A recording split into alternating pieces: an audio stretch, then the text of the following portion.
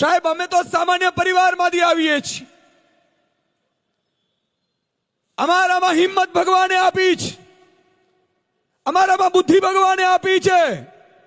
ગુજરાત માટે વિઝન લઈને નીકળ્યા છીએ, પણ અમે કોઈ મુખ્યમંત્રીના દીકરા નથી, કોઈ ધારાસભ્યોના દીકરા નથી.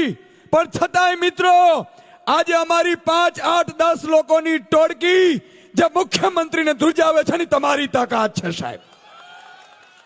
અને જ્યાં સુધી તમારા આશીર્વાદ હશે, તમે ભેગા હશો, મોરબીના રવાપરા ચોકમાંથી હું ખાતરી આપું છું, રવાપરા છે ને ભાઈ, બાપા સીતારામ ચોક, રવાપર બાપા સીતારામ ચોકમાંથી બાપા સીતારામના આશીર્વાદ લઈને કહું છું કે જો તમારો સાથ આવો રહ્યો અને જો આ જ રીતે તમે સાથ આપતા રહ્યા તો ભાજપના એક એક નેતાને જો ઊંઘ આવવા દઈએ તો અમારી ફત છે રાજનીતિમાં આવ્યા સાહેબ.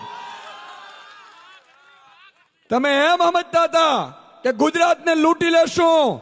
મિત્રો, હું પત્રકાર હતો, તમને ખબર હશે મહામંથન કાર્યક્રમ ચલાવતા ત્યારે હું જોતો હતો, ભાજપના નેતાને હાથ જોડીને વિનંતી કરતો હતો, સ્ટુડિયોમાંથી પગે પડતો હતો.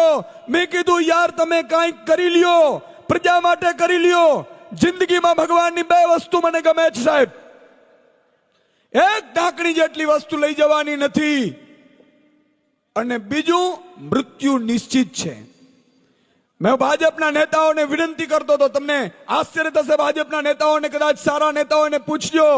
મેં કીધું સારું કરી લ્યો, 50, 60, 70 વર્ષની જિંદગી હોય છે, પ્રજા અને ઈશ્વરે તમને તક આપી છે સેવા કરવાની.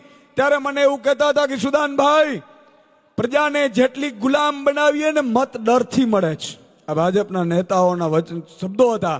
અને ત્યારે મેં કીધું હતું કે હવે મોરે મોરો આવી જાય, સુદાન ગઢવી મેદાનમાં છે, તમારી તાકાત હોય એટલી લડી લેજો.